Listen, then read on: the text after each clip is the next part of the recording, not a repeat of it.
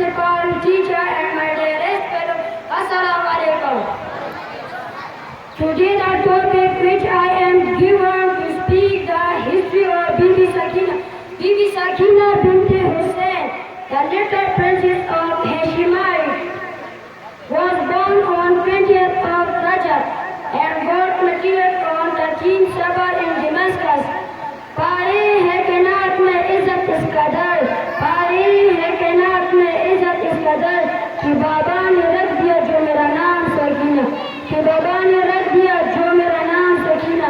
The beloved of Imam Hussain, oh Sakina was Imam Hussain, most beloved daughter and a very special companion of Hazrat Abbas alayhi salam.